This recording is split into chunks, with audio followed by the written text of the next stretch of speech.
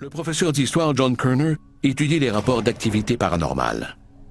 Jamais un cas ne l'a hanté autant que celui de Patricia Redding. Au dire de tout le monde, c'était une bonne personne. Rien dans son passé ne laissait présager ce qui allait lui arriver. En 1992, la vie de Patricia prend un tournant tragique.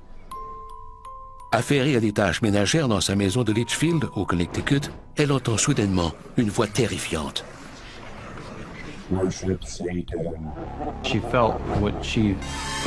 Elle a tout à coup senti une présence diabolique.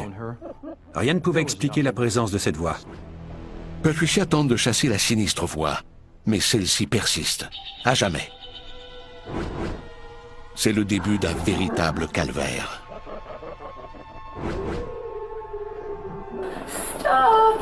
La situation n'a fait qu'empirer. Patricia a vécu des circonstances très inhabituelles. Elle s'est retrouvée avec des morsures sur la nuque et des ecchymoses sur le dos, des blessures qu'elle n'aurait pu s'infliger elle-même.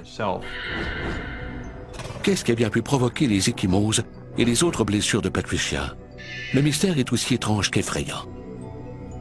Accablée et troublée, elle cherche de l'aide. Sa famille l'a conduite auprès d'un médecin de l'hôpital local. Il a éliminé toutes les causes possibles de ses malaises. Faute d'explication médicale, Patricia n'a plus qu'à espérer que ses problèmes disparaîtront d'eux-mêmes. Mais la situation s'est rapidement détériorée. Les attaques sont devenues très violentes. Elle ne comprenait pas ce qui se passait. Encore et encore, la présence apparemment maléfique la projette sur les murs. C'est le genre de choses qui ne serait jamais arrivé à Pat Redding en situation normale. Elle n'était plus elle-même, c'était quelqu'un d'autre. Craignant pour sa sécurité, Patricia n'envisage plus qu'une solution. C'est alors que l'Église catholique s'est mise de la partie. L'évêque de Patricia prend ses allégations très au sérieux. Après l'avoir examinée, il arrive à une conclusion pour le moins étonnante. Il en a déduit qu'elle était possédée. Les démons aiment s'en prendre à des gens bien. Il n'y a qu'une solution. Pratiquer un rituel aussi vieux que l'Église. L'évêque décide qu'il faut l'exorciser. Il s'est adressé au démon pour lui demander de se révéler au nom de Jésus-Christ. Le démon refuse d'abord de se montrer. Mais pas pour longtemps.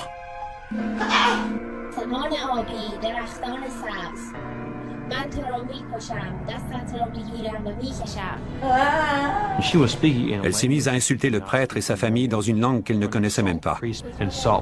Elle n'aurait jamais agi de la sorte en temps normal. Ce sont des signes évidents que le sujet est possédé par une entité démoniaque.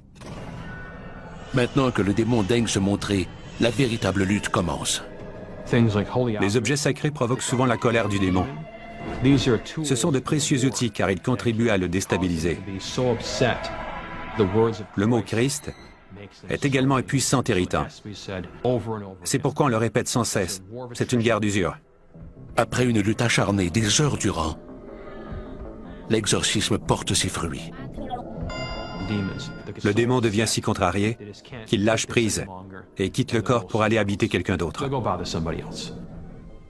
À l'issue d'un affrontement exténuant, le démon prend la fuite. Jusqu'à ce qu'il se manifeste de nouveau. Le mal est bien réel et il s'acharne parfois sur certaines personnes. Malheureusement, Patricia est à court de temps.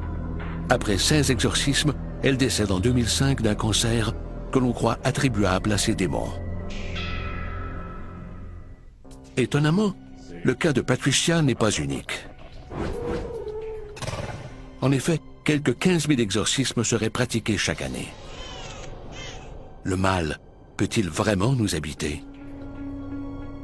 La possession démoniaque s'explique-t-elle autrement? Christopher Rosick est psychologue. Il croit savoir exactement ce qui est arrivé à Patricia Redding. Du point de vue de la religion, j'imagine qu'on pourrait y voir un cas de possession. Mais comme psychologue, je crois qu'il s'agit plutôt d'un trouble dissociatif de l'identité. Mieux connu comme le dédoublement de la personnalité, le trouble dissociatif de l'identité survient lorsque deux personnalités ou plus cohabitent chez une même personne. Il se développe parfois chez un enfant qui est maltraité, ce qui entraîne une rupture psychologique. Une personnalité montre un visage heureux, tandis que l'autre porte la souffrance et la honte en secret.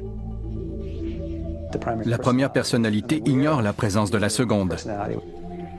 Les gens perçoivent des voix et d'autres signes, mais ils ne savent pas d'où ils viennent. Les voix démoniaques que Patricia entendait étaient-elles les cris d'une deuxième personnalité torturée? Sa deuxième personnalité lui voulait-elle du mal? Une de mes patientes a déjà fini au fond d'une tombe avec une lame à la main. Elle s'était tranché un bras. Un alter ego autodestructeur serait-il responsable des blessures de Patricia? Comment la psychologie explique-t-elle le pouvoir de l'exorcisme? Le rituel ne sert qu'à réconcilier les deux identités distinctes qui cohabitaient dans leur hôte à l'insu de celui-ci. Ils n'entendent plus les voix. Mais mon expérience avec certains patients montre que les voix finissent par revenir. Tôt ou tard. Je ne voudrais en aucun cas minimiser la valeur de l'intervention religieuse. Mais la psychologie apporte des éléments de réponse qui devraient être pris en compte.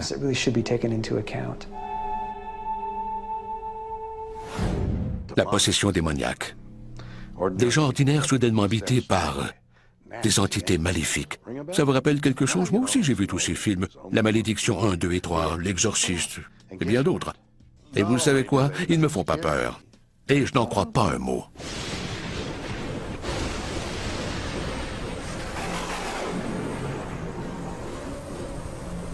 Vous n'allez quand même pas croire que le diable se met de la partie chaque fois qu'une situation devient orageuse. Ou bien qu'une tête fait un tour sur elle-même. Ou que quelqu'un se mette à parler dans une langue étrangère.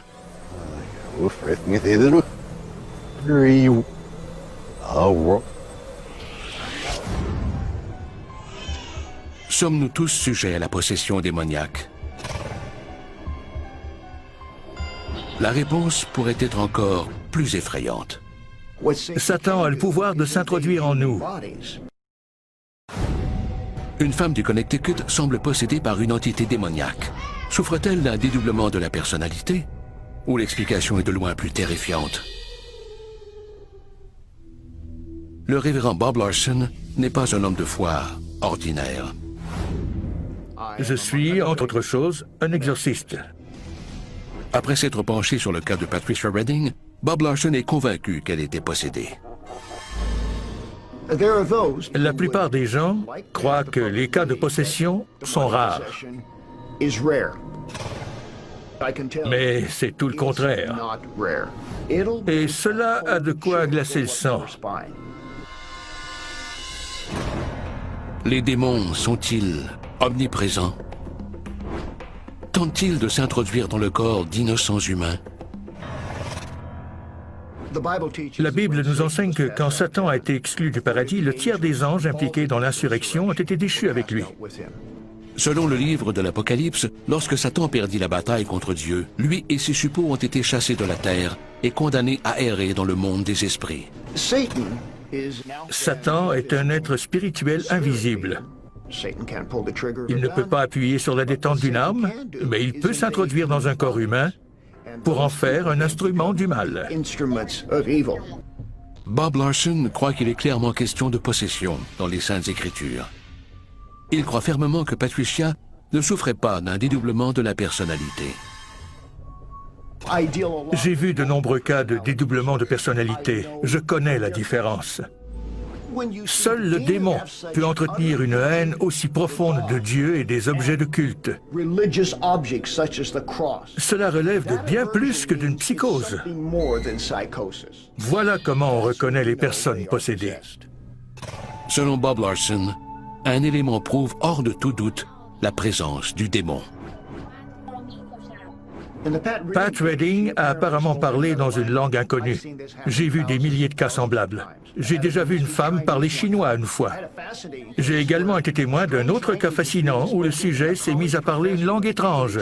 Seul un professeur titulaire d'un doctorat en langue sémitique ancienne a été en mesure de décoder le message.